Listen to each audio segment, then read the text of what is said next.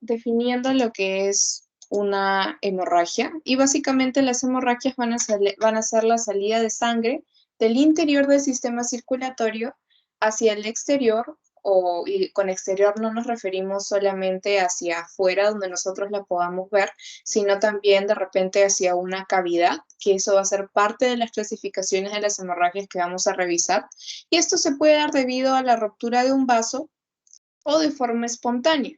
Y esta forma espontánea puede ser por un sinnúmero de causas y vamos a ver las principales. Pero generalmente, y resumiendo, estas hemorragias se pueden dar por traumatismos, que obviamente siempre va a ser la causa más común, por trastornos plaquetarios, por trastornos de los vasos sanguíneos y por trastornos de lo que es la coagulación.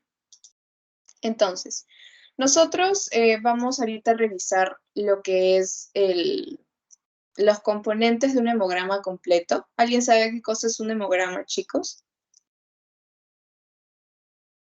¿Un análisis de sangre? Es un análisis de todo lo que son las células o elementos formes que van a conformar la sangre, y eso es algo de lo que a cualquiera de nosotros en algún momento nos han hecho. Y nosotros vamos a tener una cierta cantidad de cada una de estas células que cumplen diferentes funciones, que debe estar presente, porque si no están presentes es que pueden ocurrir estas hemorragias espontáneas. La cantidad normal de plaquetas en el cuerpo humano va a ser aproximadamente entre 150.000 a 450.000.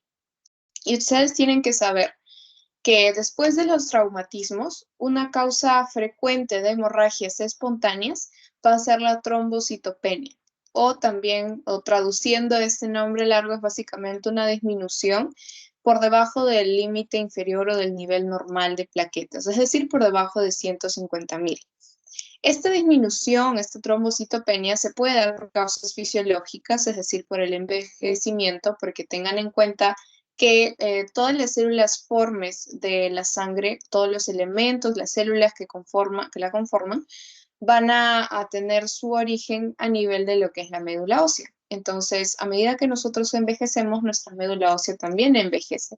Y por lo tanto, la producción de estos elementos, sobre todo de las plaquetas, puede verse disminuido. Sin embargo, nosotros hablamos de que hay un riesgo muchísimo más alto de que ocurra una hemorragia espontánea cuando las plaquetas bajan a 50.000. Por sangrado espontáneo vamos a, más que espontáneo, cuando las plaquetas llegan a 50.000, vamos a tener un sangrado más abundante y que no es proporcional a la herida, por ejemplo, que nosotros nos hemos hecho.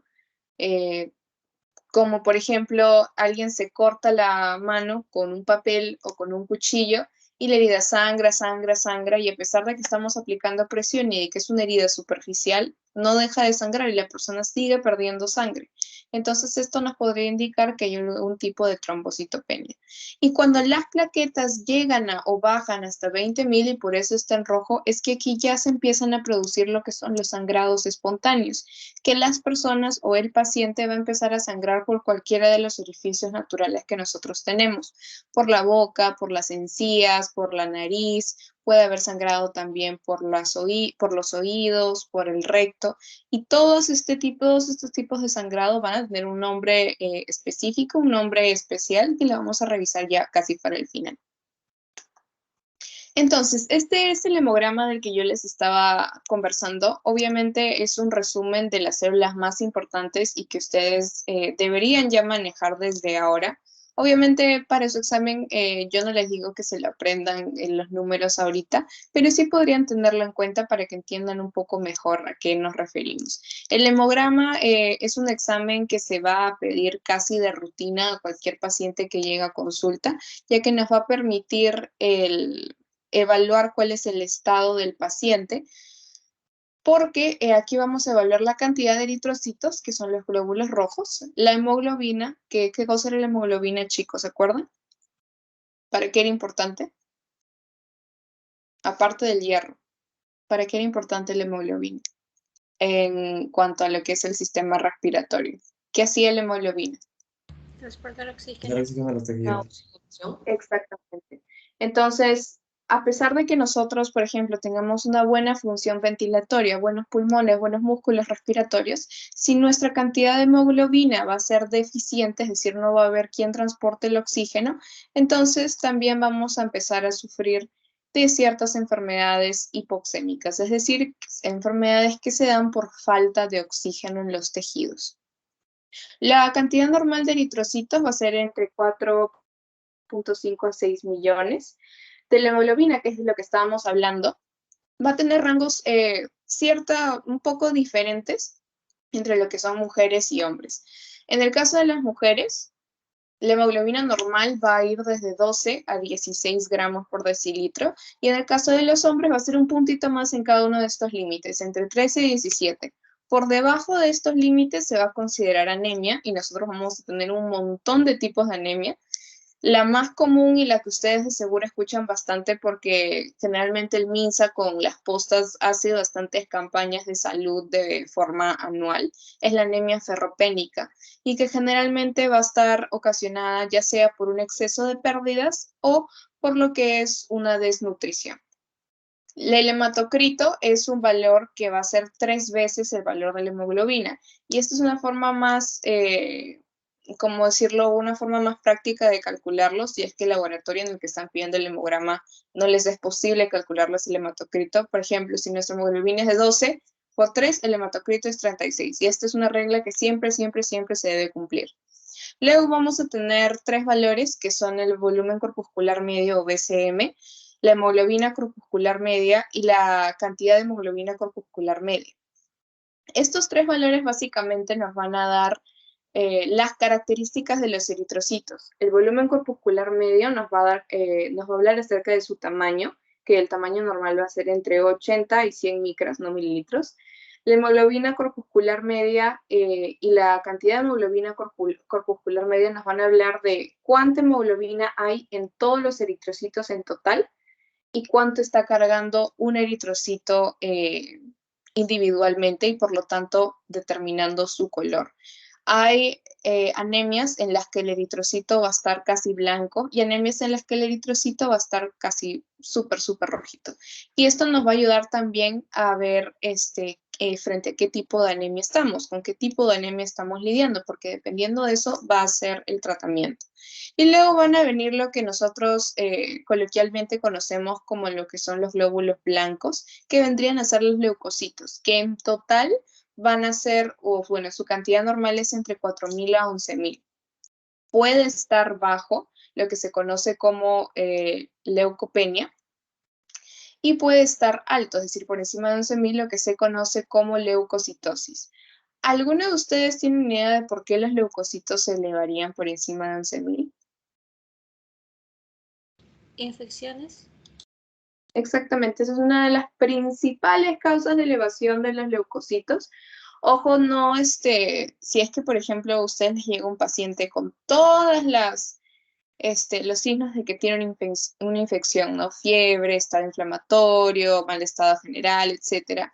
Y cuando le hacen el hemograma, los leucocitos están disminuidos o están en rango normal.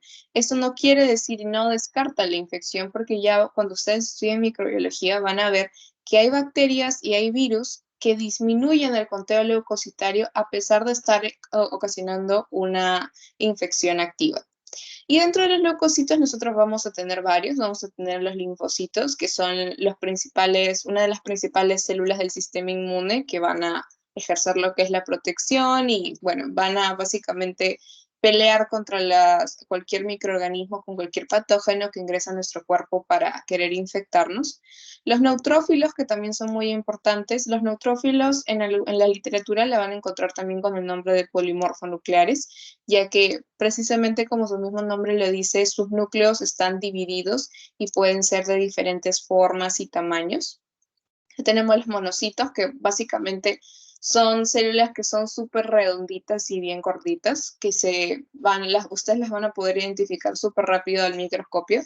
Luego tenemos los eosinófilos. Acuérdense siempre que los eosinófilos son células que están relacionadas con los procesos alérgicos.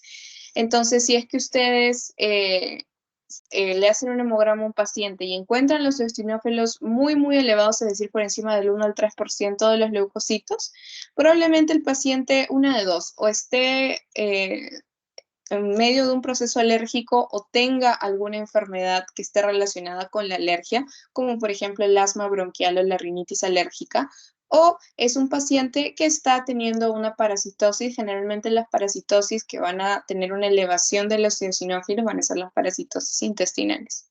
Luego tenemos los basófilos, que casi no son tan importantes y ocupan menos del 1% de la cantidad de leucocitos total. Y por último tenemos las plaquetas, que son de las células que estábamos hablando anteriormente,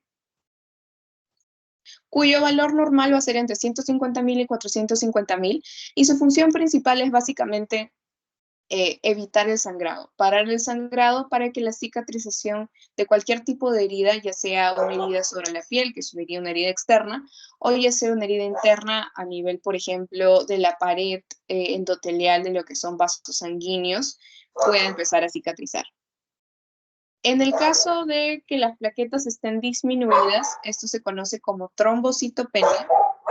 En el caso de que estén incrementadas, se va a conocer como trombocitosis. En el caso de la hemoglobina, ya sabemos que una disminución por debajo de sus límites normales se va a conocer como anemia, y una elevación, ojo, por así decirlo, de la que todavía no conocemos su causa, se va a llamar poliglobulia. Algo que es muy importante que ustedes sepan es que existe algo que se conoce como poliglobulia fisiológica, o más simple, por así decirlo, es una poliglobulia normal, un incremento en la hemoglobina que se va a dar de forma natural, y esto lo podemos apreciar en pacientes que vienen de altura. Ustedes saben que en altura, a medida que nosotros vamos escalando, el oxígeno en el aire ambiente se va disminuyendo. Entonces, uno de los mecanismos de adaptación de nuestro cuerpo va a ser, uno, incrementar lo que es la cantidad de eritrocitos en sangre circulando. Y si se incrementa la cantidad de eritrocitos funcionantes en sangre, eso quiere decir que va a incrementarse la cantidad de hemoglobina. ¿Para qué? Para que haya un transporte de oxígeno muchísimo más fácil.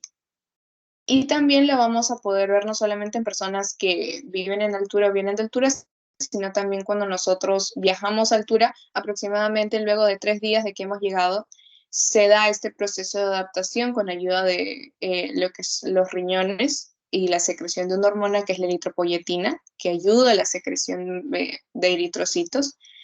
Y eso también lo podríamos observar en nosotros mismos, ¿no? Por eso es que cuando ustedes viajan a altura y quieren realizar algún tipo de actividad física, como por ejemplo escalar, trekking, o algún deporte, como por ejemplo que quieran empezar a jugar fútbol, vóley, etcétera, siempre se recomienda que se queden en un sitio de altura medio antes de subir por lo menos una semana, para que le den chance a su cuerpo de adaptarse.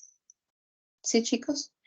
Entonces, ahora pasando en sí a lo que son los trastornos plaquetarios que veíamos anteriormente, que iban a ser una de las causas principales, luego de los traumatismos. Obviamente se les vuelve a repetir la causa principal, y lo que ustedes siempre, siempre deben buscar van a ser los traumatismos primero, y si no hay traumatismos ya vamos a pasar a los trastornos plaquetarios. Veamos que las plaquetas se encargaban de hacer que básicamente tapar cualquier huequito que haya y que permita la salida de sangre. Y cuando estas plaquetas no son capaces de realizar esto, entonces, y por lo tanto hay una trombocitopenia o una trombocitosis, es que vienen este tipo de hemorragias espontáneas. Entonces, nosotros vamos a tener dos tipos de trastornos plaquetarios que nos van a causar trombocitopenia, o una disminución en lo que es el nivel de plaquetas, que sería por debajo de 150.000. Vamos a tener las causas centrales y las causas periféricas. Dentro de lo que son las causas centrales, estas básicamente van a ser ya sea por una disminución en la producción de plaquetas o por una disminución en el número de megacariocitos. Los megacariocitos son como las células, las mamás de las plaquetas. Entonces, ¿qué pasa si disminuye el número de células que dan a luz, por así decirlo, a las plaquetas? Entonces, por lo tanto, también el número de plaquetas va a disminuir. Esta disminución en el número de megacariocitos se puede dar por un proceso que se conoce como trombopoiesis ineficaz, en el que básicamente en toda esta línea de células y toda esta línea de producción, la producción falla, se corta. Y dentro de lo que es la disminución de la producción de plaquetas, esto se puede dar por fármacos o por algunas sustancias como por ejemplo el etanol, que es el alcohol. Y dentro de fármacos tenemos lo que son las tiacidas o hidroclorotiacidas, que son medicamentos que se utilizan para incrementar lo que es la diuresis. Los estrógenos, que los podemos encontrar también a nivel de lo que es de forma común en lo que son los anticonceptivos orales, y lo que es la cloroquina, que es lo que vemos ahí como abreviado como QT, hidroxicloroquina. Y dentro de lo que son las causas periféricas, tenemos lo que es un incremento en la destrucción de plaquetas. Periféricas decimos porque ya lo que se ve afectado no es el mecanismo de producción o las células que dan a luz a estas plaquetas, sino que ya es otras cosas fuera de la fábrica, por así decirlo. Entonces, ¿qué puede ser primero? Un incremento en la destrucción de plaquetas, porque obviamente ustedes saben que como cualquier célula en nuestro cuerpo, estas también van a envejecer y por lo tanto, cuando envejecen, se vuelven disfuncionales y como se vuelven disfuncionales, tienen que ser eliminadas. Entonces, ¿qué podría estar pasando? ¿Por qué se están disminuyendo? Puede ser por un incremento en su destrucción, que puede ser por fármacos, por enfermedades como lo es la causada por el virus de inmunodeficiencia humana, por lo que es una esplenomegalia. El vaso, la principal función de este órgano va a ser la de comerse, por así decirlo, y eliminar a todas aquellas células de la sangre que ya estén viejas y que ya no sirvan, incluyendo los eritrocitos. Entonces, ¿qué pasa si el vaso se hace muchísimo más grande de lo que debería estar? Incrementa su actividad. Y como incrementa su actividad, se empieza a comer absolutamente todo lo que ve, sea viejo, sea nuevo, sea recién nacido, etc. Entonces, se hace más grande, le da más hambre y se empieza a comer todo sin importar si es que debería estárselo comiendo o no. Por eso es que una esplenomegalia, un incremento en el volumen del vaso, podría ocasionar una mayor destrucción de trombocitos, perdón, de plaquetas. ¿Por qué? Porque se les empieza a comer, incluso a los sanos, no solamente a los viejos. Y dentro de las causas autoinmunitarias, nosotros vamos a tener esta enfermedad que ustedes ven acá, el PTI, que se conoce como púrpura trombocitopénica inmune o autoinmune, que si alguno de ustedes acá es fan de Grey's Anatomy y ha visto varios episodios, varias temporadas, se acordarán que hay un episodio en el que tienen una chica en una mesa de operaciones y ven que la chica sangra, sangra, sangra y no saben por qué hasta que creo que era Stephanie, la morenita, se da cuenta de que es porque la chica sufre de púrpura trombocitopénica autoinmune. Esta enfermedad, ¿qué cosa es? Básicamente aquí lo que hay es anticuerpos contra las plaquetas. Entonces, y también está involucrada lo que es una disfunción a nivel del vaso. Y lo que sucede es que hay una trombocitopenia, es decir, una disminución en el número de plaquetas masivo. Y esto lo que va a ocasionar es que hayan hemorragias de diferentes tipos. La persona se va a presentar a la consulta por sangrados frecuentes, por todos los orificios naturales, con hematomas, con equimosis, con petequias, que ya vamos a ver cuál es la diferencia entre estas tres. Entonces, esta persona va a sangrar por absolutamente todos los lados. Y al ser una enfermedad autoinmunitaria, la primera línea de tratamiento va a ser la administración de corticoides. Y si esto no funciona, ya se procedería a realizar lo que es una esplenectomía, que básicamente es el retirar el vaso. ¿Para qué? Para que deje de comerse estas células. Y en segundo lugar, como causa de trombocitopenia periférica, tenemos un incremento en el consumo. Y aquí tenemos dos entidades principalmente y que se las mencionan ustedes también, que son la coagulación intravascular diseminada y la púrpura trombocitopénica, pero ya no autoinmune, sino la trombótica. En el caso de la púrpura trombocitopénica trombótica, que es nosotros la que vemos acá, esta se da porque naturalmente, como hay, o sea, 150,000 o 450,000 o cualquier número entre esos, es una cantidad bastante amplia para un número de células. Y como ustedes se podrán imaginar, cuando hay un montón de cosas, por ejemplo, cuando hay un montón de personas en una misma habitación, es inevitable que algunas de ellas se choquen entre sí. Y esto es lo que va a ocurrir normalmente en la sangre. Hay plaquetas que se van a chocar entre sí y las plaquetas, al ser su función principal el hecho de pegarse a una herida y taparla, son como que pegajosas, ¿sí? Imagínenselo así. Entonces, si se chocan con alguna otra plaqueta, se pueden quedar pegadas. Y cuando se empiezan a agregar un montón de plaquetas, es decir, se empiezan a quedar un montón de plaquetas pegadas, esta estructura que se va a formar como resultado se va a conocer como trombo. Y estos trombos obviamente se están formando simplemente porque estas plaquetas han chocado, no porque necesiten formar este trombo para tapar una herida. Y aquí va a venir una proteína que se conoce como metaloproteasa, que va a ser la encargada de separarlas, es decir, de disolver estos trombos, en caso de que se hayan formado simplemente por accidente, es decir, porque se chocaron, y no porque están tapando una herida para que no sangre.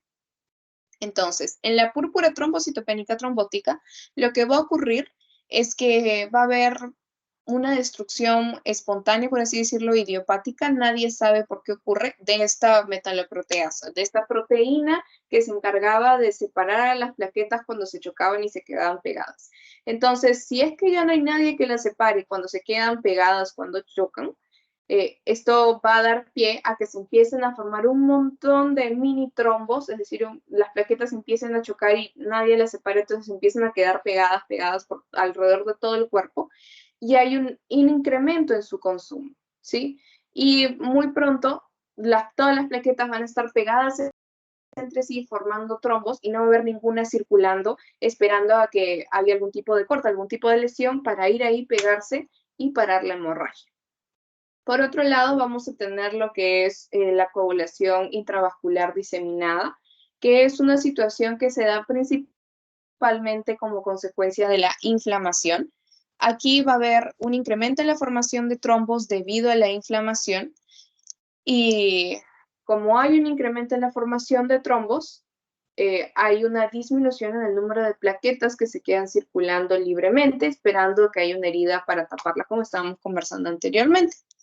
Entonces, como ocurre esto, la persona empieza a sangrar. Y esto aunado a lo que es un estado inflamatorio masivo, como el que, por ejemplo, observamos en la sepsis, y es algo que también ha estado ocurriendo con los pacientes COVID y una de las principales causas de muerte, la coagulación intravascular diseminada. El paciente, el de las arterias del paciente, por así decirlo, están tapándose en un lado de su cuerpo por la cantidad de trombos que está formando y por otro lado se está desangrando, ¿sí? Ese es lo que es la coagulación intravascular diseminada. Ahora, dentro de lo que les mencionan en su teoría es también que la disminución de megacariocitos, que era lo que habíamos visto como una de las causas de trombocitopenia central, era la infiltración de la médula ósea y la aplasia. Esto, básicamente, chicos, está refiriéndose a lo que es neoplasias, ¿sí? Lo que es la infiltración de la médula ósea. Y una aplasia es que no hay formación de ningún tipo de célula por parte de la médula ósea. En el caso de lo que era la trombopoiesis ineficaz, que era otra de las causas de trombocitopenia central, aquí en su teoría les van a mencionar lo que es las anemias megaloblásticas, los síndromes mielodisplásicos y la enfermedad de Wiskott-Aldrich. Acá lo importante y lo que siempre se tienen que acordar, las anemias megaloblásticas. Acuérdense que aquí nosotros hablábamos de lo que era el volumen corpuscular medio, que nos iba a hablar acerca del tamaño del eritrocito. Entonces, cuando ustedes vean megaloblástica, esto les está indicando de que en este tipo de anemia los eritrocitos están más grandes de lo normal. Y más grandes de lo normal, ¿qué sería o cómo se reflejaría en un hemograma? Es decir, acá el volumen corpuscular medio va a estar mucho mayor a 100, ¿sí? ¿Cuáles son los tipos de anemias megaloblásticas más comunes? Los que se dan por una deficiencia de la vitamina B12 o cianocobalamina y por deficiencia del folato, ácido fólico o vitamina B9, ¿sí? Y bueno, los síndromes mielodisplásicos, otra vez, cuando vean displasias, infiltraciones, todo eso, siempre piensen en lo que son neoplasias. Bien, ¿hasta ahí tienen alguna pregunta, chicos, antes de pasar a este? ¿Todo claro en el anterior? Bien. Entonces, ahora vamos a pasar a ver lo que es hemorragias por trastornos debido a defectos en las paredes vasculares. En el caso de, en esta clasificación, mejor dicho, en esta etiología, con defectos vasculares nosotros nos vamos a referir a enfermedades o estados fisiológicos, porque aquí también tenemos lo que es el envejecimiento, en el que las paredes vasculares, es decir, el endotelio, se va a ver dañado, ¿sí? Va a empezar a tener rasguños, va a empezar a tener heridas, va a empezar a tener cortecitos y aberturas. Y esto es lo que nosotros vamos a llamar defectos de las paredes vasculares y que obviamente cuando una pared vascular, es decir, cuando la pared de una arteria, de una vena, que son vasos que están conteniendo la sangre, se ven comprometidos, esta sangre va a empezar a salirse, ya sea hacia los tejidos subyacentes o al exterior, si es que es una vena o una arteria muy chiquitita que se rompe y tiene comunicación con el exterior. Dentro de lo que son las enfermedades, a ustedes les mencionaban la púrpura trombocitopénica trombótica que ya hemos visto anteriormente, entonces se estarán dando cuenta que esta no solamente va a ser una causa de disminución en el número de plaquetas por un incremento en su consumo, sino que también va a formar parte de lo que son los trastornos que van a afectar la pared vascular. ¿Por qué? Porque todos estos trombos que se forman de manera innecesaria, porque no están tapando ninguna herida, ninguna lesión y evitando su sangrado, van a empezar a rebotar contra las paredes de los vasos sanguíneos. El endotelio, chicos, que es la estructura que va a recubrir la parte interna de los vasos sanguíneos, que está en contacto directo con la sangre, es una estructura bastante delicada. Entonces, si tenemos un trombo, que es básicamente una bola de un montón de plaquetas que están rebotando y circulando a cada rato de forma así alocada, van a empezar a dañarlo. Y esto va a ser una de las causas o uno de los mecanismos lesivos que van a afectar a la pared vascular. Por otro lado, tenemos lo que es el síndrome hemolítico urémico, que es algo que ustedes van a escuchar bastante cuando lleven microbiología, que básicamente es un síndrome que va a ocasionar, como su mismo nombre lo dice, una anemia, pero esta anemia no va a ser una anemia ferropénica por disminución de hierro, no va a ser una anemia megaloblástica como la que vemos acá, que puede ocasionar trombopoiesis ineficaz y por lo tanto una trombocitopenia central, sino que va a ser una anemia que va a estar ocasionada por una destrucción de los eritrocitos. Acuérdense que habíamos visto que la anemia ferropénica es por falta de hierro. La anemia megaloblástica es por falta de vitamina B9 o vitamina B12. En este caso, la anemia hemolítica, que es la que se va a dar en el síndrome hemolítico urémico, va a ser una anemia ocasionada por destrucción de eritrocitos. Y también va a estar acompañada de lo que es una falla renal aguda, ¿sí? Este tipo de síndrome puede tener dos causas. Está el síndrome hemolítico urémico común, que va a ser ocasionado por lo que es la toxina, una toxina conocida como toxina Shiga, que está presente generalmente en el Escherichia coli o E. coli variedad enterohemorrágica. Y por otro lado, en el caso del síndrome hemolítico urémico atípico, es decir, aquel que no está causado por la toxina Shiga, generalmente esto va a ser de causas autoinmunitarias. Otras causas de trastornos o defectos en la pared vascular, tenemos lo que les mencionaba, un estado fisiológico como lo es el envejecimiento. También se ha demostrado que algunos fármacos como lo son las penicilinas y los corticoides pueden ocasionar este daño en el endotelio, una deficiencia en lo que es la vitamina C, y por último tenemos, les mencionan ustedes, lo que es la púrpura de Henoch-Schönlein, que básicamente es una vasculitis, es una enfermedad que produce vasculitis, si no me equivoco, es de vasos medianos y pequeños. Y por último, algo que también les hablaban era de los trastornos de la coagulación. No les voy a explicar absolutamente la función de cada uno de estos factores de la coagulación, porque no es el objetivo de la clase, pero les pongo una imagen para que ustedes sepan que dentro de lo que es los trastornos o más que nada, el mecanismo normal de coagulación, nosotros vamos a tener la cascada de coagulación, que de repente es un concepto que ya ustedes se los han mencionado, lo han escuchado. Esta cascada de coagulación, con todos estos factores que ustedes ven acá, es la cascada que se va a activar cada vez que en nuestro cuerpo hay algún tipo de lesión que necesitemos, de la cual necesitemos parar la hemorragia. Esta cascada de coagulación va a tener tres vías: la vía intrínseca, la vía extrínseca y la vía común.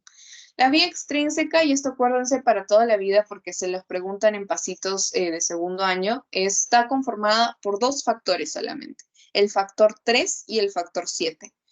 Y dentro de lo que es la vía común vamos a tener al factor 10, al 5, al 1 y al 2. ¿Sí? Todos los demás van a ser de la vía intrínseca.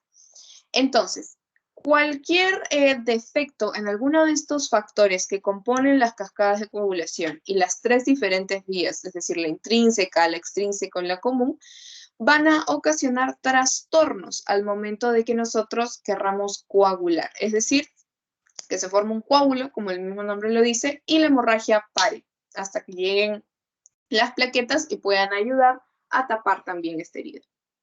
¿Cómo nosotros podemos evaluar la integridad o que esta cascada de coagulación esté funcionando? Tenemos tres exámenes principalmente. Tenemos el tiempo de tromboplastina parcial activado, también conocido como TTPA, que va a evaluar la vía intrínseca, esta de acá en verde.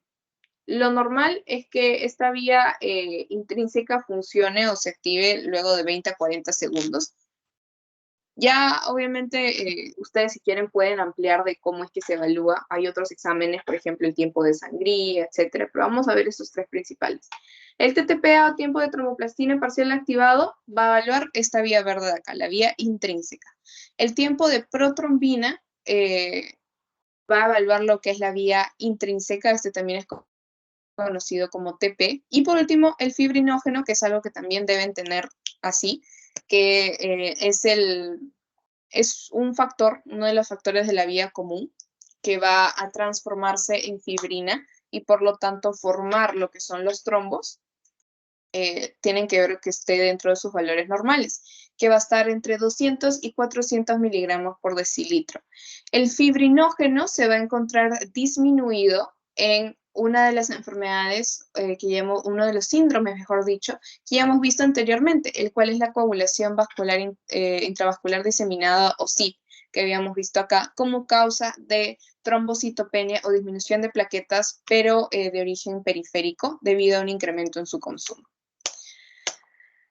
Y acá vamos a pasar a ver lo que son estas enfermedades que van a afectar la cascada de coagulación.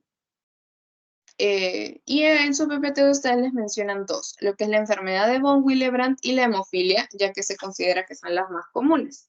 Estas dos van a tener bastantes diferencias una de otra. En primer lugar, cuál es el factor, o y la principal, ¿no? ¿Cuál es el factor que se encuentra afectada en cada una? Y en segundo lugar, tenemos que la hemofilia va a ser una enfermedad ligada al cromosoma X y la enfermedad de von Willebrand no. Y esto tienen que tenerlo en claro siempre. Hemofilia ligada al cromosoma X, von Willebrand no. ¿Por qué decimos que la hemofilia es una enfermedad ligada al cromosoma X? Porque es una enfermedad que se va a dar por defectos dentro de la composición del cromosoma X. ¿Cuál es la composición cromosómica de una mujer? ¿XX o XY? ¿Alguno de ustedes sabe? X. Exacto. ¿Cuál es la de un hombre? XY. Si nosotros tenemos una enfermedad que se desarrolla o se da por defecto en uno de los cromosomas X, ¿a quién creen ustedes que va a afectar más? ¿A las mujeres o a los hombres? A las mujeres. ¿A los hombres? A los hombres, exactamente. ¿Por qué? Porque las mujeres tenemos dos cromosomas X, entonces si un cromosoma X está malo, está enfermo, por así decirlo, y es eliminado del juego, nos quedaría uno todavía. uno funcionante y que puede permitir que esta cascada de coagulación siga funcionando de forma normal. En cambio, los hombres solamente tienen un cromosoma X. Si este cromosoma X está erróneo, está malo, lo eliminamos, los hombres se quedan sin cromosomas X y por lo tanto aquí viene lo que es el desarrollo de la enfermedad. Por eso es que la hemofilia es una de las enfermedades ligadas al cromosoma X. ¿Por qué? Porque no va a afectar a las mujeres. Las mujeres solamente vamos a ser portadoras del gen de esta enfermedad. La hemofilia solamente se va a desarrollar en hombres, ¿sí? Que es muy diferente al caso de la enfermedad de von Willebrand, porque la enfermedad de von Willebrand, al no estar relacionada con ningún cromosoma, puede darse o puede presentarse tanto en hombres como en mujeres. Y esto nos ayudaría, obviamente, a realizar lo que es un diagnóstico diferencial cuando un paciente nos llegue a la consulta, ¿no? Porque si nos llega una mujer, de frente tenemos que descartar hemofilia, porque es una enfermedad ligada al cromosoma X y las mujeres solamente pueden ser portadores. En ninguna ocasión van a desarrollar la enfermedad. En el caso de la enfermedad de von Willebrand, nosotros vamos a tener dos tipos, la congénita y la adquirida. Y desde ya tienen que saber que la más común va a ser la congénita de tipo 1, es la que se va a dar en el 70% de los casos. Y esta está originada por una disminución del factor 8 de la coagulación, que el factor 8 está aquí, en la vía intrínseca.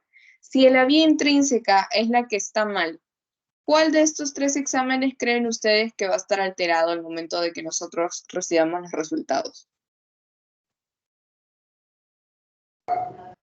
¿No? ¿Perdón?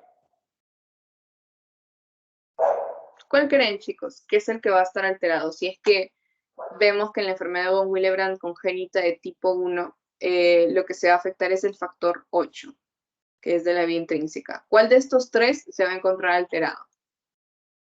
¿Cuál creen? Adivinen. Tiempo de tromboplastina parcial activado. Exactamente, porque estábamos conversando que el tiempo de tromboplastina parcial activado, TTPA, va a evaluar a la vía intrínseca. Si evalúa la vía intrínseca, esto quiere decir que va a ser el que se encuentra alterado si es que hay algún tipo de defecto a nivel de la vía intrínseca. Si es que, por ejemplo, el que se encontrara afectado sería el factor 3, que es el factor tisular, o el factor 7 de la vía extrínseca, el examen que nosotros encontraríamos alterado sería el tiempo de protrombina o TP. ¿Por qué? Porque este es el que va a evaluar la vía extrínseca. Entonces, si hay algún defecto a nivel de la vía extrínseca, este es el que nosotros vamos a encontrar con alteraciones. En lo que es el de tipo 2, acá vamos a encontrar un factor de von Willebrand que ya simplemente no funciona. Y en el tipo 3 vamos a encontrar una deficiencia severa, que es ya la forma más grave. Pero como les menciono, de la enfermedad de von Willebrand, el que siempre tienen que tener presente es la forma congénita de tipo 1, ya que va a ser responsable del 70% de los casos y va a ser ocasionado por una disminución en lo que es el factor 8 de la coagulación.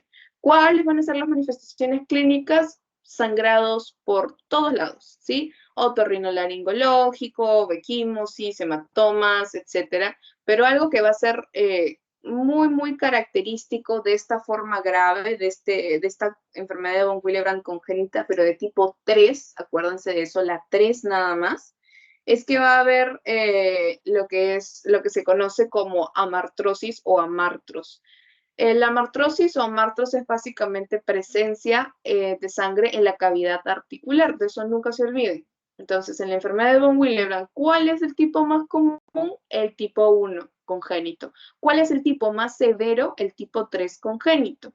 ¿Cuál es el tipo que nos va a ocasionar amartrosis, amartros o también conocido como sangre en las articulaciones? El tipo 3, ¿sí? Y bueno, por último tenemos lo que es el tipo, la enfermedad de von Willebrand adquirida, que puede ser ocasionada por lo que es anticuerpos contra el factor de von Willebrand, que lo vamos a ver en una enfermedad que se conoce como el lupus eritematoso sistémico, ¿sí? Y por último tenemos lo que es la hemofilia. Dentro de la hemofilia nosotros vamos a tener dos tipos, la hemofilia A y la hemofilia B. La hemofilia A se va a dar por deficiencias en el factor 8 y la hemofilia B se va a dar por deficiencias en el factor 9. Por eso, como es el 9, es que la hemofilia B también es conocida como síndrome de Christmas, Navidad así en inglés tal cual, ¿Por qué? Porque Christmas tiene 9 letras. Y en la hemofilia B nosotros tenemos una deficiencia del factor 9. Entonces, de repente se les podría ayudar a ustedes para que se acuerden un poquito mejor de qué deficiencia es en cada uno de ellos. Entonces, hemofilia A es del 8, B es del 9, también conocido como enfermedad de Christmas. Algo que va a caracterizar a la hemofilia, aparte de que hay bastantes sangrado a nivel de tejidos blandos, es decir, muscular, piel, etcétera, es que aquí también nosotros vamos a tener presencia de amartros, hemartros o amartrosis o sangre en la cavidad articular. Entonces, acuérdense, de estas dos enfermedades que afectan la cascada de coagulación que nosotros hemos revisado, ¿cuáles eran las que causaban sangre en la cavidad articular o amartros, chicos? Que lo acabamos de decir. Vamos, chicos. ¿Cuáles eran? De la enfermedad de von Willebrand, ¿cuál es el que va a causar presencia de sangre en la cavidad articular? El de tipo 3. Tipo 3. Exacto. No se olviden, por favor. Solamente el tipo 3 congénito de von Willebrand es el que nos va a causar amartros, junto con la hemofilia, tanto A como B. Pero de la von Willebrand solamente el tipo 3, ¿sí? Hemofilia A es deficiencia del factor 8, y hemofilia B es deficiencia del factor 9. De la enfermedad de von Willebrand, ¿cuál es el más común? El tipo 1 congénito, 70% de los casos, y es por disminución del factor 8. Y de ahí, ¿cuál era el que causaba amartros, sangre en la cavidad articular? El tipo 3 junto con la hemofilia, no se vayan a olvidar. Y bueno, este es un caso clínico para que puedan ustedes observar un caso de la vida real de una de estas enfermedades que afectan la cascada de coagulación. Entonces quisiera saber si alguno de ustedes me lo puede leer, por favor. Y ya después lo respondemos entre todos. ¿Quién lo puede leer, chicos, por favor? A ver. Alejandro, ¿podrías leerlo, por favor? Sí, una mujer de 32 años consulta por qué tiene menstruaciones muy abundantes, de duración normal, y por qué las heridas le sangran más de lo habitual. Como antecedente refiere que 2 años antes tuvo una hemorragia postparto con alta hospitalaria. Como antecedente familiar, destaca que su abuela materna también tuvo hemorragias postparto inusuales. El hemograma fue completamente normal y el tiempo de hemorragia se prolongó hasta 10 minutos. Prolongado el TTPA. ¿Cuál es el trastorno de coagulación que padece? Ya está. Muchas gracias, Alejandro. Entonces, chicos, ¿qué era lo que yo les había dicho que tenían que descartar de estas dos cuando les llegaba una paciente mujer? ¿Cuál descartaban? Hemofilia. La hemofilia. ¿Por qué? Porque afecta a los hombres. Exactamente, porque es una enfermedad ligada al cromosoma X. Entonces, de frente, esta de acá, la hemofilia A, queda eliminada como opción. Ahora, la disfibrogenia. Esto básicamente se va a evaluar viendo lo que es la cantidad de fibrinógeno, y de eso no nos hablan absolutamente nada. Entonces, nosotros asumimos que está normal y también quedaría eliminada como opción. Nos dice que la paciente tiene antecedentes familiares, es decir, que tiene una abuela, como dice, que también tuvo hemorragias postparto inusuales. Y algo que nos llama bastante la atención es que nos dice que su TTPA se encuentra ligeramente prolongado. Entonces, ¿cuál era el TTPA? El tiempo de tromboplastina parcial activado. ¿Qué cosa evaluaba el TTPA, chicos? ¿Qué vía? ¿La intrínseca, la extrínseca o la común? Intrínseca. Exactamente. Entonces, de la intrínseca tenemos todos estos factores. ¿Cuál es el factor que hemos visto varias veces dentro de lo que es la enfermedad de von Willebrand y tanto hemofilia? El factor 8. Sin embargo, nosotros es una paciente mujer, ya hemos descartado la hemofilia, entonces, ¿qué cosa nos quedaría? La enfermedad de von Willebrand. Y nos dan dos opciones, la de tipo 1 y la de tipo 3. ¿Cuál elegirían ustedes, chicos? Tipo 1. 1. Tipo 1. ¿Por qué? Porque es congénita. Ya. Pero la de tipo Disminución del 3, factor 8. exactamente. Y no solamente por lo del factor 8, chicos, sino es por lo que les estaba comentando. Dos cosas. El tipo 1 es la más común. Es el 70% de los casos. Y en segundo lugar, y lo más importante, es que estábamos hablando que la tipo 3 es una deficiencia tan severa que iba a causar ¿qué cosa? ¿Qué tipo de hemorragia en especial? ¿Qué tipo de hemorragia en especial? Amartrosis. Amartrosis, exacto. Sano en las cavidades articulares. Y aquí no nos hablan nada de eso. Por eso es que la respuesta sería enfermedad de von Willebrand de tipo 1. Y ahora bien, finalizando con lo que son trastornos adquiridos, vendría a ser lo que es deficiencia de vitamina K. ¿Por qué? Porque la vitamina K va a ser la responsable o va a ser uno de los actores principales dentro de la producción de varios factores de la cascada de coagulación, como son el factor 2, el factor 7, el factor 9, el factor 10, y dos proteínas que también son de la cascada de coagulación, que son la proteína C y S. Esto no necesitan aprendérselo para ahorita, chicos. Yo se los estoy poniendo porque hay varios conceptos que ustedes en esta tele les han puesto que ni siquiera se los han explicado. Y yo quiero que cuando ustedes estén estudiando para su examen sepan de qué cosas les están hablando, pero no necesitan aprenderse esto ahorita, así que no se traumen. Ya más adelante, cuando lleven hematología, ya ahí sí les van a exigir aprenderse esto. Y, by the way, esta es una pregunta bastante clásica. ¿Cuáles son los factores de la coagulación dependientes de vitamina K? También dentro de los trastornos adquiridos que pueden ocasionar un fallo en la cascada de coagulación son las hepatopatías, es decir, enfermedades del hígado. ¿Cuáles son las enfermedades del hígado que ustedes conocen, chicos? ¿Qué han escuchado? Enfermedades que afecten al hígado. Vamos. Cirrosis. Cirrosis. Bien, otra, chicos. Hepatitis, alguien creo que dice. Hepatitis. Esa también. Muy bien.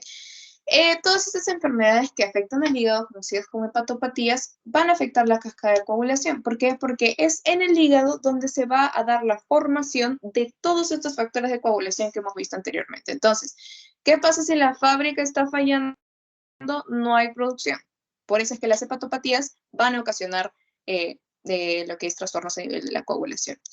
La coagulación intravascular diseminada es la tercera vez que vemos esto, es algo que ustedes tienen que tener siempre, siempre presente porque es una de las complicaciones más comunes en pacientes que están internados en la unidad de cuidados intensivos, porque son pacientes cuyo organismo está en un estado hiperinflamatorio muy, muy severo.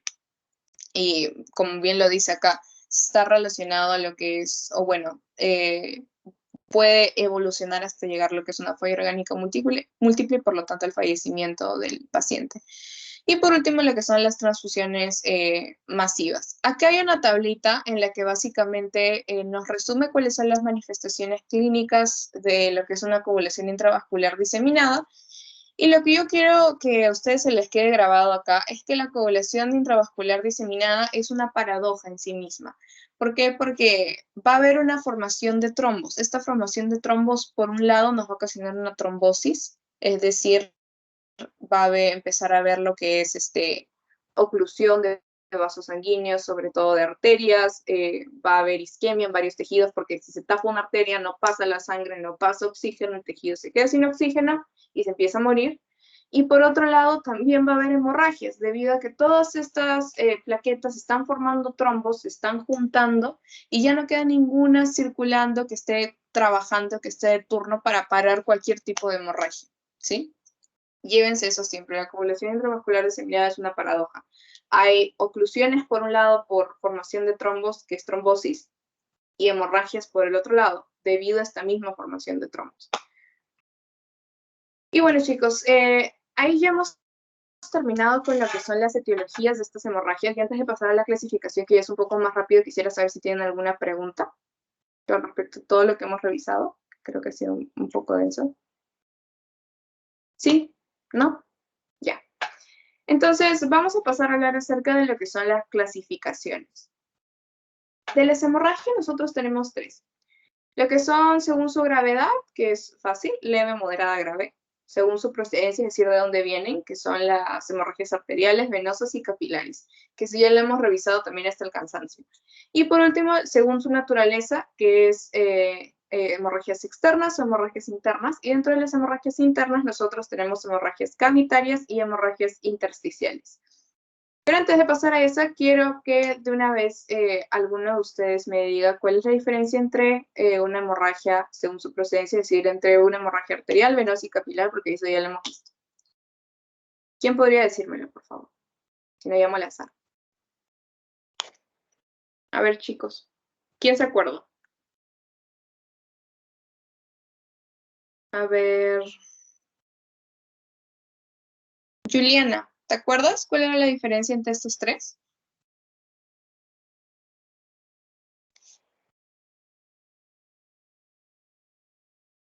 Creo que no está Juliana. A ver, Luis, segura. ¿Te acuerdas cuál era la diferencia entre estos tres? ¿O alguna diferencia, alguna característica de alguna de estas? De Tanto de acuerdo la... a de la venosa y la arterial, el color característico de la venosa es rojo oscuro, mientras que el de la arterial es más brillante. Muy bien. La capilar siempre es una hemorragia que, obviamente todas las hemorragias tienen que prestarles atención, ¿no? Pero la capilar es como si fuera una salpicadita de sangre, es una hemorragia muy chiquitita, donde hay una pérdida de sangre mínima, porque lo que se lesionan son los vasitos chiquititos que tenemos en todo el cuerpo, que son los capilares sanguíneos. Las más importantes siempre van a ser los sangrados venosos o obviamente los sangrados arteriales, ¿no? Porque ustedes saben que las arterias son los principales vasos de transporte sanguíneo. Como bien nos mencionó Luis, una de las principales características es el color. ¿Sí? La sangre arterial es un rojo súper, súper brillante y la sangre venosa es un rojo un poco más oscuro, así como mi cabello. Este es el color de la sangre venosa. En cambio, el color de la sangre arterial es como la tapa de este pulmón. ¿Sí? Es un rojo muchísimo más brillante, ¿sí? Rojo semáforo, si quieren. Hay otra característica que es básicamente muy importante y es el patrón con el que van a salir. ¿Se acuerdan cuál era el patrón con el que salía la sangre venosa y cuál era con el que salía la sangre arterial? Venosa era continua y la arterial era en saltitos o inmediata. Exactamente. La arterial, como están, acuérdense de esto, las arterias están conectadas al corazón, porque son las que van a distribuir la sangre del corazón a todo el cuerpo. Entonces, las arterias van a tener un patrón en saltitos, como dicen, ¿no? Van a ir con el ritmo del latido. El corazón se contrae y sale la sangre. ¡Pum! Se vuelve a contraer, vuelve a salir la sangre en un arquito, en un salto. Y por otro lado, la sangre venosa es un sangrado continuo que también se iba a conocer como patrón de sábana o en napa, ¿sí? Y bueno, ya vamos a ver cuáles son las características de las otras clasificaciones. Entonces, vamos a ver primero según su naturaleza. Tenemos las hemorragias externas, que como vemos en la imagen es básicamente cualquier tipo de lesión cuyo sangrado nosotros podamos visualizar y que está sangrando es como un caño, básicamente. Y por otro lado tenemos las hemorragias internas, que a su vez se van a subdividir en cavitarias e intersticiales. Las hemorragias internas intersticiales, se llama intersticial porque la sangre se va a ir se va a meter, o bueno, se va a salir del vaso sanguíneo y se va a empezar a meter entre los tejidos, ocasionando este color que ustedes ven acá, un color medio rojizo que va a ir mutando a un morado, luego va a ir un verde y luego va a terminar en un amarillo. Y no sé si alguna vez ustedes se han preguntado, por qué los moretones, por ejemplo, cambian de color a medida que van sanando, o si soy la única loca, pero esto se da básicamente porque hay un sangrado interno intersticial, precisamente. Y cuando estos eritrocitos, esta sangre se sale de su conducto normal, que ya sean las venas o las arterias, y se va hacia los tejidos, ya no está en su hábitat natural. Entonces, si no está en su hábitat natural, se va a empezar a descomponer. Y todos estos colores que nosotros observamos que desarrolla un hematoma, una equimosis o un moretón, coloquialmente hablando, es nosotros observando los estadios de descomposición, de deterioro de esta sangre y de estos eritrocitos, ¿sí? Y luego tenemos lo que son las hemorragias internas cavitarias. Y estas hemorragias internas cavitarias se van a subdividir a su vez en exteriorizables y no exteriorizables. Y las hemorragias internas cavitarias, ¿qué cosa entienden ustedes por cavitaria, chicos? ¿Qué es lo primero que se les viene a la cabeza? Y aquí sí no hay respuestas erróneas. Quiero que me digan qué cosa es lo primero que se les viene a la cabeza cuando piensan en cavitaria. Cavidad. Exactamente. Algo que nos decía un profesor de anato bastante a nosotros era que la medicina era mucho de qué color es el caballo blanco de Bolívar. Entonces, y esto ténganlo presente siempre. A veces ustedes van a leer cosas que no saben su significado, pero dicen, ¿será esto? No, es muy obvio, o sea, no podría ser, y al final sí es. Entonces, cada vez que se les ocurre el significado de un concepto, láncenlo. Pueden equivocarse, todavía son estudiantes, todavía tienen esa carta, ese derecho, ¿no? Apenas se gradúen ya se les retira la invitación, ¿no? Pero mientras estén así, lancen esos conceptos que ustedes, lo primero que a ustedes se les venga a la cabeza, porque muchas veces eso es, ¿sí? Entonces, las hemorragias cavitarias, como bien ustedes lo han dicho, están relacionadas o son las que se van a dar en cavidades, ¿sí? Y lo que va a determinar si son exteriorizables o no, va a ser si esta cavidad en la que se están dando tiene una conexión con el exterior o si no la tiene. Un ejemplo de hemorragia exteriorizable, como pueden ver en la imagen, es aquella que se va a dar, por ejemplo, a nivel de la vejiga. Ustedes saben que la vejiga es un órgano que se encuentra a nivel de la pelvis, tanto en hombres como en mujeres, donde se va a almacenar la orina hasta que al fin me acabo de olvidar el nombre. Bueno, el músculo detrusor, que es básicamente el esfínter de la vejiga, se abra, se distienda y la orina empieza a caer y vaya por la uretra y salga hacia el exterior. Entonces, ¿qué pasa si hay un sangrado a nivel de la vejiga? Esa sangre que empieza a caer se mezcla con la orina y cuando el paciente vaya al baño, vaya a miccionar, entonces esta sangre va a salir al exterior. ¿Por qué? Porque la vejiga está conectada con el exterior a través de la uretra.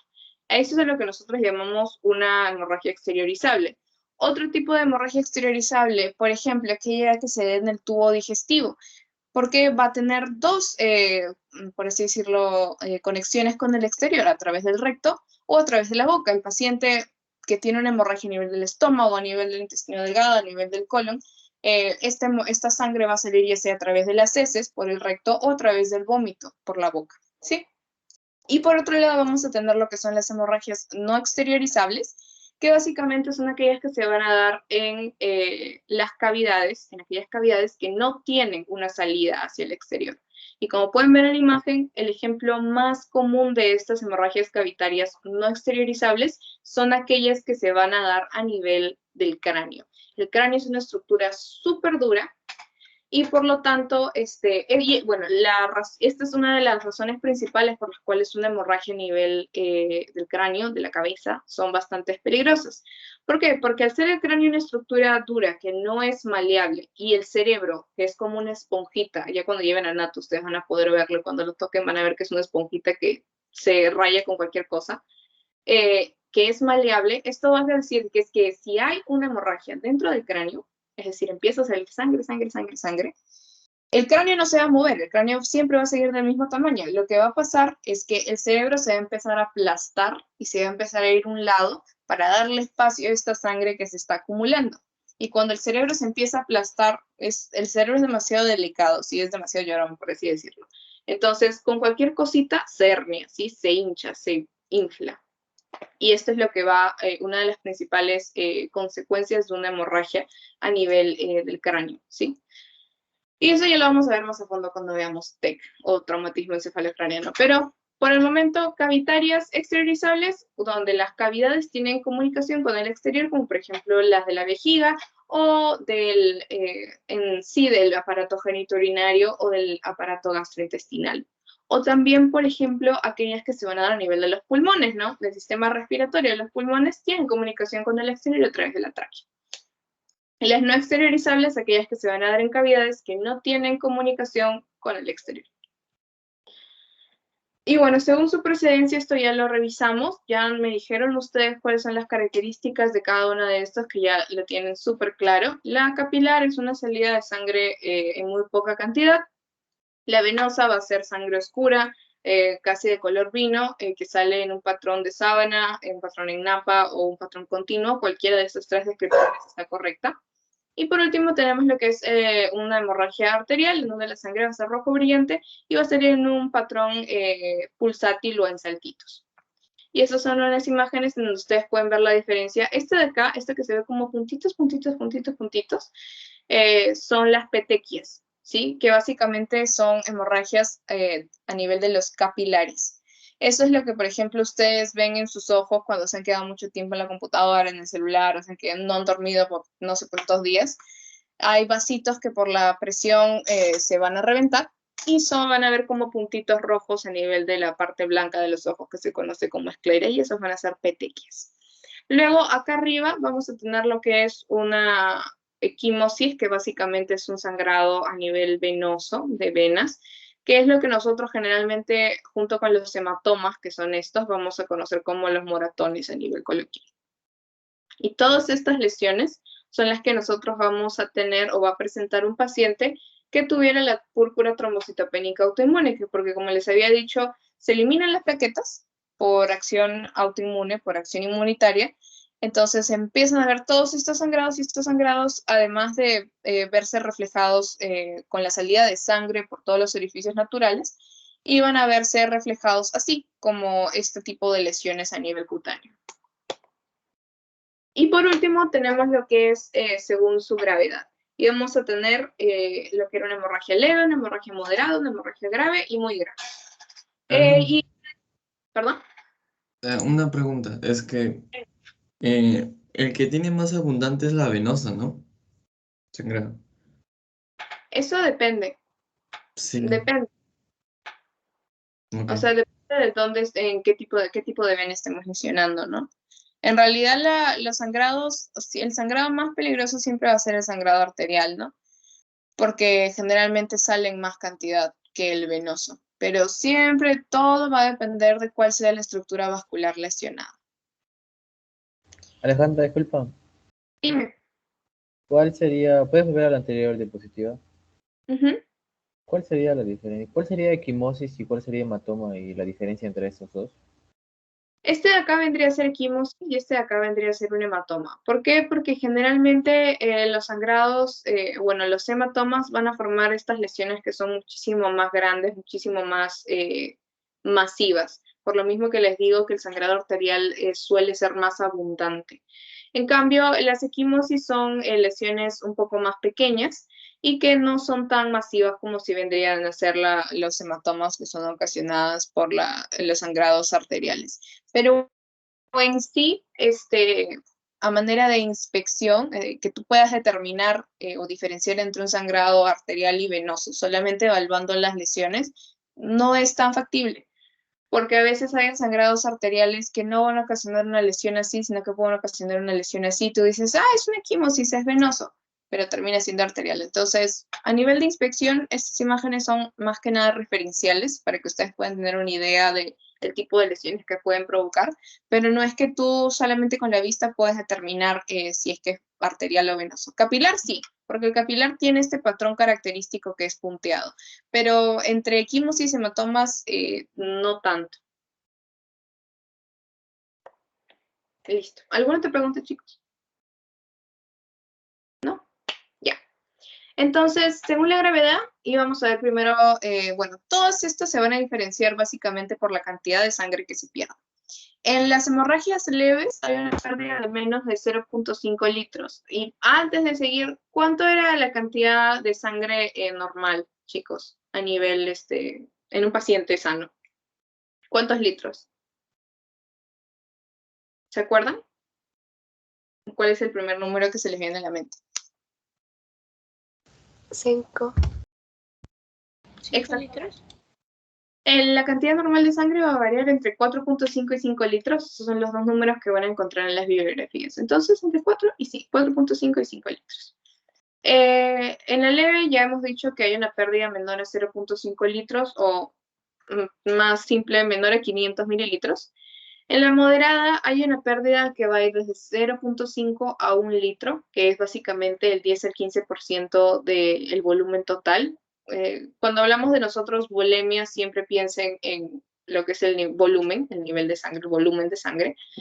En la grave hay una pérdida de más de 1 litro, que vendría a ser el 15 al 30% de la bulimia, y aquí ya va a haber lo que es un inicio o van a empezar a presentarse síntomas de shock hipovolémico. ¿Qué cosa es el shock hipovolémico, chicos? Que ya lo habíamos revisado. ¿Qué cosa es el shock hipovolémico? La pérdida de sangre. Exactamente. O sea, que el shock que se va a dar por una pérdida masiva de sangre que va a ocasionar, ¿qué cosa? Una disminución en la volemia, es decir, en el volumen sanguíneo. Y estos signos los vamos a empezar a ver en las hemorragias graves en las que hay una pérdida de más de 1 litro. Y en las hemorragias muy graves, aquí hay una pérdida que va a ir entre 1.5 a 3 litros, que es básicamente el 30 al 60% de la volemia, y aquí ya va a haber un shock hipovolémico instaurado. Entonces, el paciente va a permanecer normal hasta lo que es una hemorragia moderada, es decir, es una pérdida de 1 litro de sangre, de volumen sanguíneo, que vendría a ser el 10 al 15%. Como ven acá, no hay síntomas generales. A partir de lo que es una hemorragia grave, es decir, la pérdida de más de 1 litro de sangre, va ya a empezar a provocar lo que es un inicio de síntomas de shock hipovolémico, y ya cuando la pérdida llega a los 3 litros, es que ya hay un shock hipovolémico instaurado. Y estos de acá, los que están en los cuadritos rojos, esta parte que dice clínica, es lo que va a, ustedes tienen que saber sí o sí, tienen que aprenderse sí o sí, porque son los síntomas para identificar síntomas y signos, hay una diferencia entre ambos, para identificar lo que es un shock hipovolémico. Entonces, lo que quiero que ustedes se acuerden, dentro de lo que son los signos vitales, en el shock hipovolémico va a haber un incremento de las 2 frecuencias. ¿Cuáles eran las 2 frecuencias que nosotros medíamos en los signos vitales, chicos? Frecuencia respiratoria y frecuencia cardíaca. Exactamente. Entonces, en el shock hipovolémico va a haber un incremento de las 2 frecuencias, es decir, va a estar incrementada la frecuencia cardíaca y la frecuencia respiratoria. ¿Cuál era la frecuencia cardíaca normal, chicos?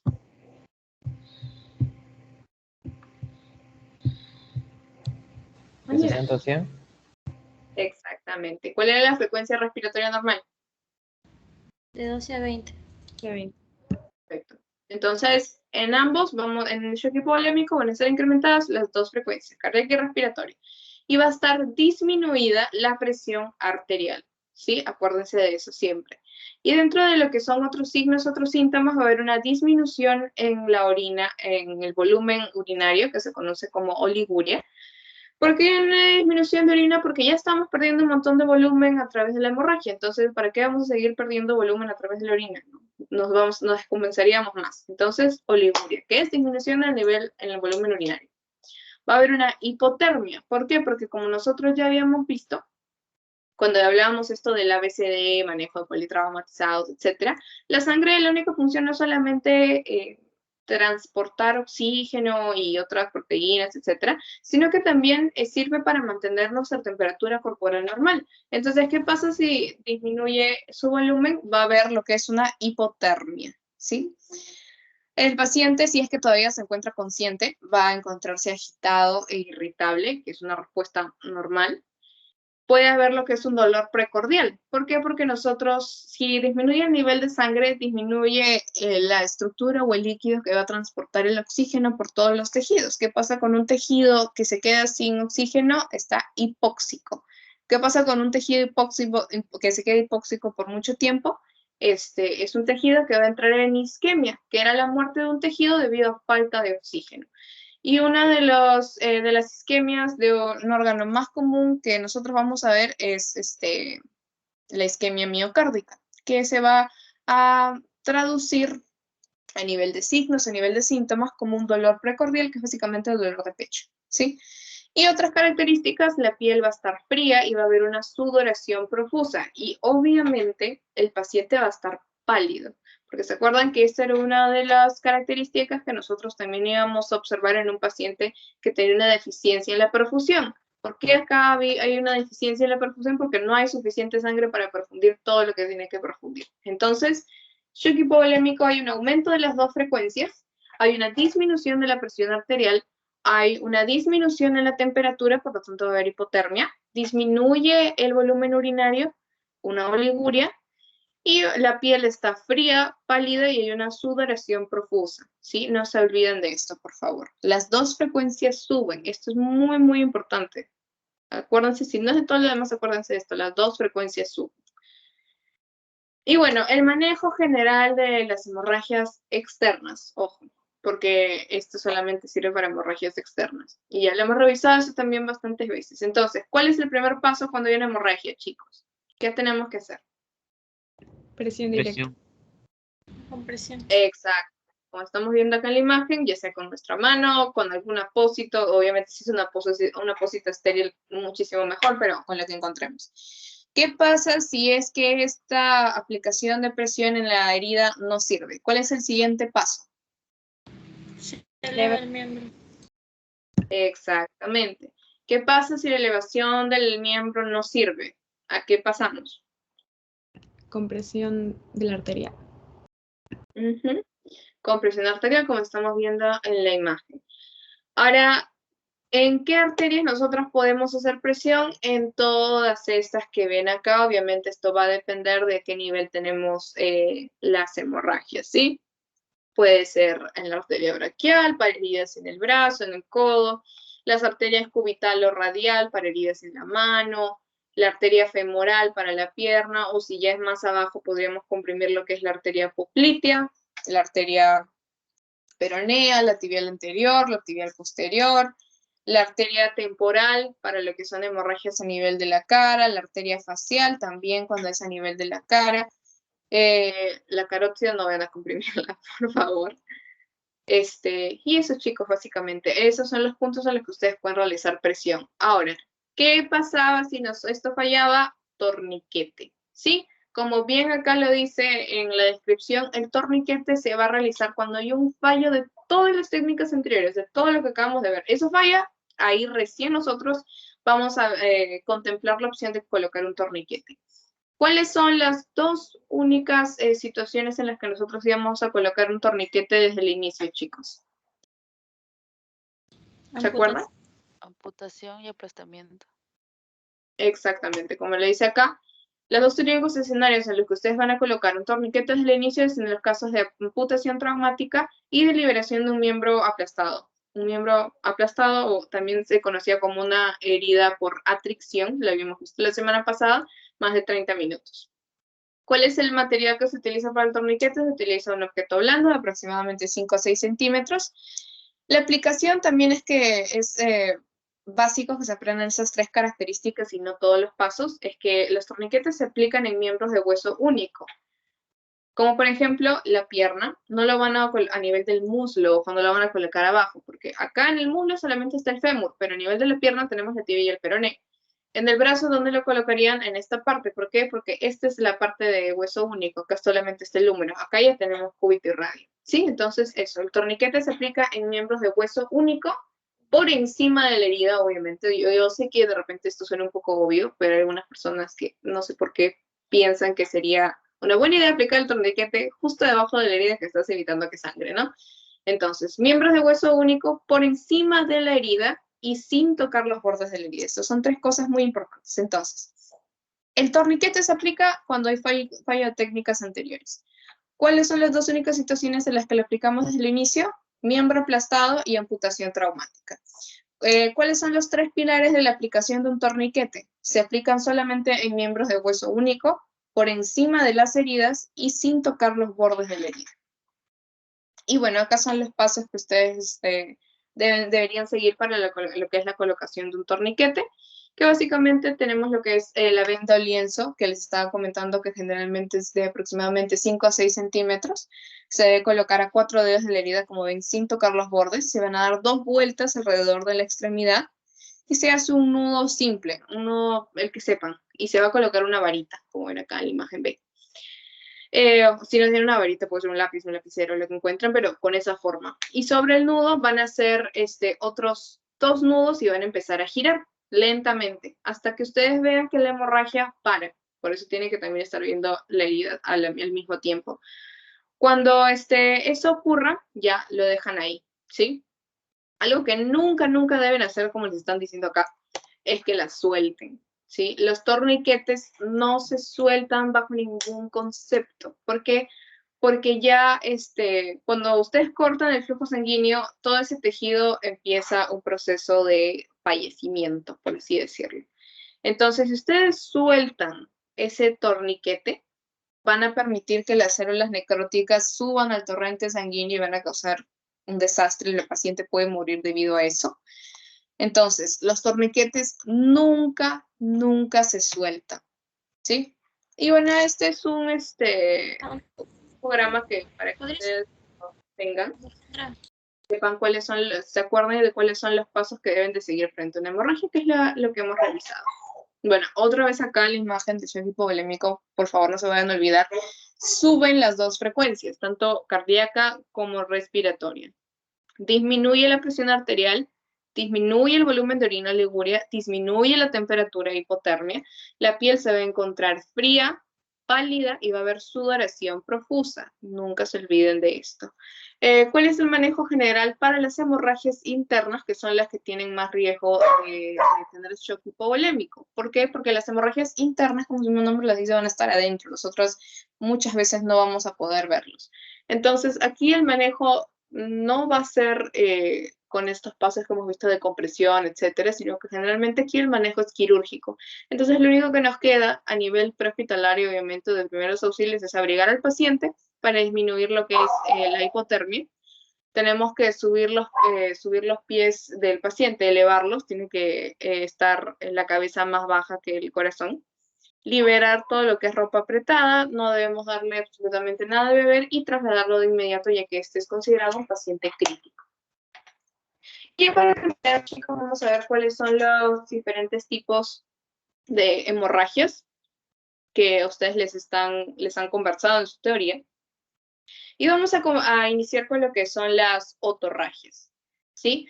Que básicamente van a ser hemorragias del conducto auditivo, es decir, cáncer por la oreja. Y las causas generalmente son golpes fuertes, choques, balonazos, traumatismos encefalocranianos o también por erosiones del conducto auditivo externo, ¿no? De repente se metieron el dedo en la oreja, se rascaron y con la uña se hicieron una herida y empieza a sangrar. ¿Cuál es el tratamiento en este tipo de hemorragias? No se debe tapar la herida bajo ningún concepto, porque si esto sigue sangrando, la sangre se va a acumular ahí y puede llegar a hacer una perforación del tímpano. Entonces lo que vamos a hacer es colocar al paciente en una posición lateral sobre el oído que está sangrando para que esto corra y no se empiece a acumular, no cause más daño. Y se va a proceder a lo que es la movilización del paciente. Y les dicen que la movilización es en bloque. ¿Por qué? Porque como están viendo, generalmente una de las causas de otorragia va a ser los traumatismos encefalocranianos. Entonces, para evitar que haya una lesión medular, etcétera, lo que se hace es movilizar al paciente en bloque, así como si fuera un paciente politraumatizado. Luego tenemos lo que es la epistaxis, que es básicamente una hemorragia que va a salir, bueno, donde la sangre sale por la nariz. Acuérdense de estos términos porque estos los van a escuchar bastante a lo largo de toda la carrera. La epistaxis generalmente se va a dar por roturas de pequeños vasos. Puede ser, por ejemplo, les puede haber pasado a alguno de ustedes si es que sufren de rinitis alérgica por estar sonándose cada rato la nariz, o también cuando han estado resfriados con gripe. También se puede dar por hipertensión, por golpes directos, también hay lesiones en lo que es el cráneo.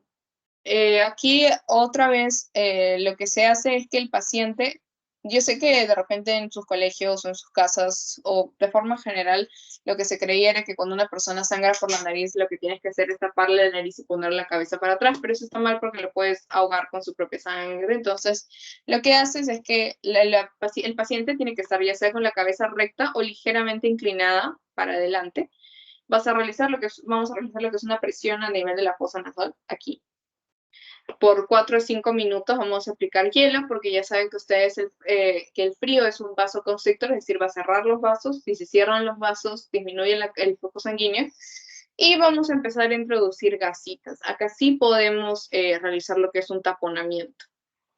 Entonces, acuérdense, la cabeza recta o inclinada ligeramente para adelante, que es la epistaxis. Luego vamos a pasar a ver lo que es la gingivorragia, que su mismo nombre lo dice, es un sangrado a nivel de las encías. Puede ser por carencia de vitaminas, que es uno de los más comunes, o puede ser también por inflamaciones, ¿sí? Y el tratamiento no es específico. Acá lo que ustedes les dicen es que esto generalmente se deriva al odontólogo. Luego tenemos la hemoptisis y la hematemesis, que ya vienen a ser una de las más importantes. Y acá sí quiero que presten atención porque ambos tienen características en común, pero también tienen características que los van a diferenciar. Entonces, la hemoptisis, tanto la hemoptisis como la hematemesis van a ser sangrados hemorragias, mejor dicho, en los que la sangre va a salir por la boca. La diferencia es su procedencia y la situación en la que esta sangre sale. En la hemóptisis, la sangre va a salir de la boca y va a proceder de los pulmones o del tracto respiratorio. En cambio, en la hematemesis, la sangre va a salir por la boca, pero va a surgir o va a proceder del tracto gastrointestinal alto, ¿sí? Entonces, hemóptisis es por la boca y de los pulmones, y hematemesis va a ser por la boca y de lo que es el tracto gastrointestinal alto. Otra diferencia entre estas dos es que en la hemóptisis la sangre va a salir por la boca junto con la tos, ¿sí? Y en cambio en la hematemesis la sangre va a salir por la boca junto con el vómito. Otra característica es que esta sangre que sale, en el caso de la hemóptisis, puede estar acompañada de burbujas de aire, porque va a provenir de los pulmones ¿qué cosa hay? Aire. Y en la hematemesis, este vómito, esta sangre que sale con el vómito, puede venir acompañada de restos alimenticios que se conocen como pozos de café, ¿sí? Como les estaba comentando, en el caso de la hemóptisis, que es una hemorragia que proviene de los pulmones, puede ser por enfermedades pulmonares. Una de las más comunes acá en el Perú va a ser la tuberculosis y también por traumas torácicos. Y en el caso de la hematemesis, esta sangre va a provenir de las vías del tracto gastrointestinal alto y obviamente se va a dar como consecuencia de hemorragia en esta zona. El tracto gastrointestinal, chicos, se va a dividir en dos clásicamente. En el tracto gastrointestinal alto y en el bajo.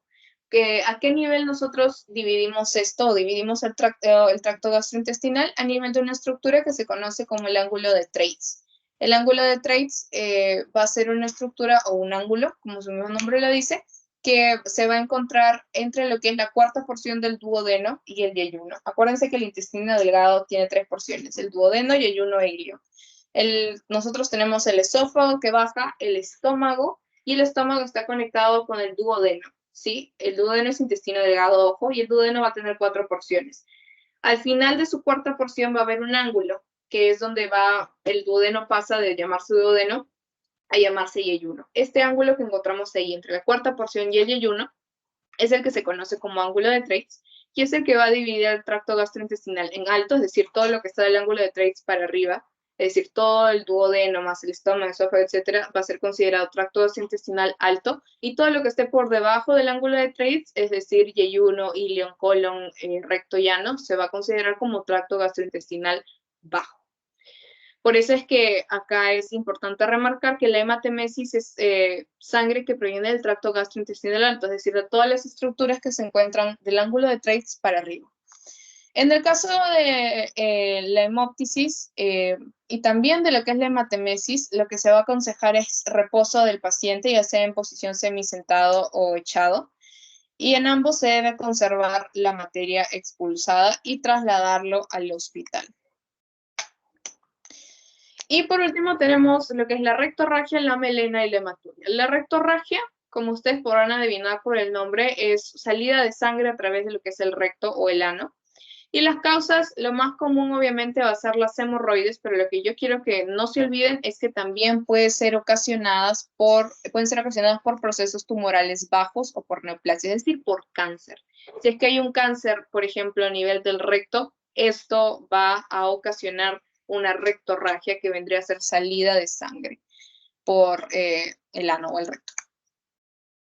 No solamente las neoplasias o los cánceres que se originen en el recto, sino aquellos cánceres que se originen en órganos cercanos a él y que al momento de empezar a crecer lo invadan, las famosas metástasis. Luego tenemos lo que es la melena, que es básicamente sangre, salida de sangre por las heces, en las heces.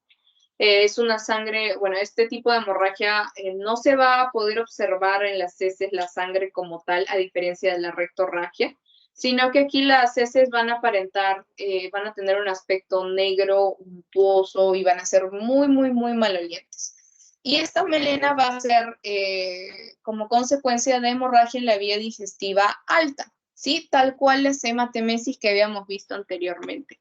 Y estas dos, tanto la rectorragia como melena, también pueden ser confundidas igual que la hemóptisis y la hematemesis. ¿Por qué? Porque tanto en la melena como en la rectorragia, esta sangre la vamos a ver evidenciada en las heces. La diferencia, como les digo, es que en la rectorragia la sangre ser solamente de esta parte final del tracto gastrointestinal del recto, es decir, de las vías digestivas bajas, porque es una estructura que se encuentra debajo del ángulo de Treitz.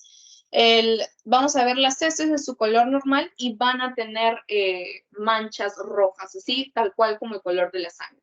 En cambio, la melena, al ser heces con sangre que provienen del tracto digestivo alto, es decir, por encima del ángulo de Treitz, es una sangre que ya está digerida, entre comillas, y por eso es que esta no se va a evidenciar como puntos o manchas rojas en las heces de color normal, sino que estas heces van a cambiar de color, se van a hacer negras, pastosas y súper malolientes.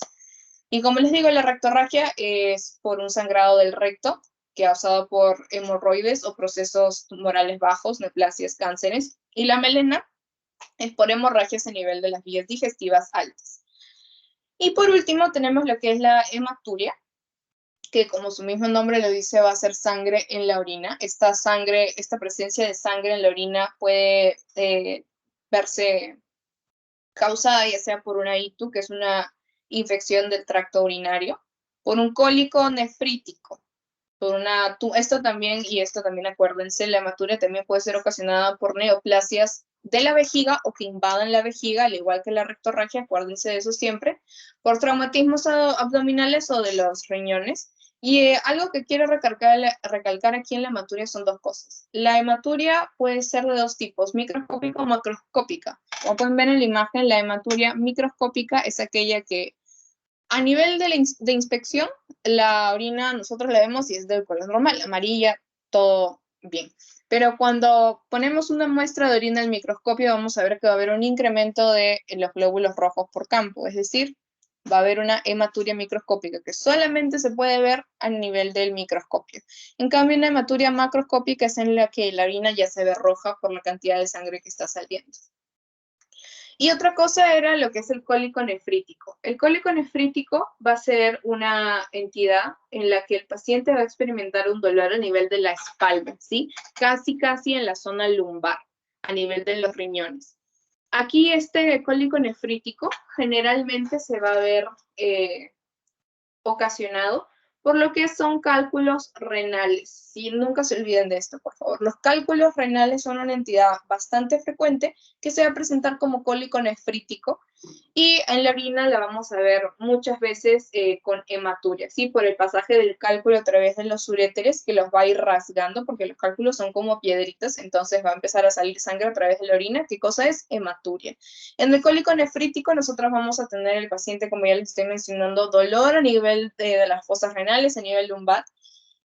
Cuando el médico realiza una maniobra que se conoce como puño percusión lumbar o PPL, esta va a ser positiva, es en la que básicamente se golpea de manera firme, no es que le tires un puñete, pero es un golpe firme con el puño a nivel de los riñones, el paciente le va a doler, ¿sí?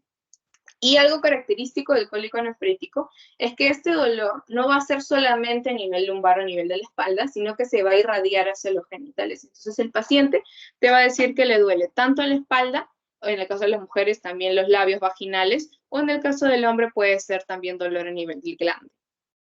Y por último, tenemos dos signos importantes que quiero que vayan teniendo en cuenta, que son el signo de Battle y el signo de los ojos de mapache. Estos dos signos van a ser característicos de un paciente que ha sido víctima de un traumatismo encefalocraniano.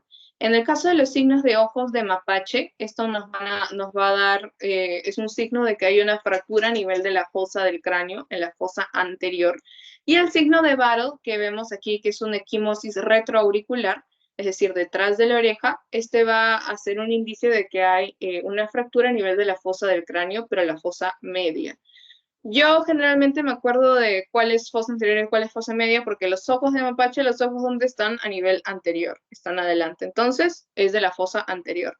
Las orejas donde están al medio de mi cabeza, entonces es de la fosa media, ¿sí? ¿Cómo van a encontrar descritas ustedes estas lesiones? Que es muy importante. El signo de Battle se describe como un hematoma o una equimosis retroauricular, y el signo de ojos de mapache se va a encontrar descrito como una equimosis periorbitaria. Y bueno, acá ya saben que tanto de estos tres, el tratamiento es un traslado hospitalario. Acuérdense que la rectorragia y la hematuria se pueden dar debido a procesos tumorales, a cáncer. ya sea por un cáncer originado en el recto o en la vejiga, o por un cáncer que esté causando metástasis a estos dos órganos. Y bueno, este es el cuadro de lo que es la clasificación de, bueno, no es una clasificación un poco más técnica en la que ustedes pueden ver cuál es la evolución de los signos vitales del paciente y también de lo que es su estado de conciencia. Sin embargo, yo lo que les aconsejaría que se aprendan aquí es básicamente esto, el nivel de volumen sanguíneo que se pierde en cada uno de estos, ¿no? Clase 1, 2, 3 y 4.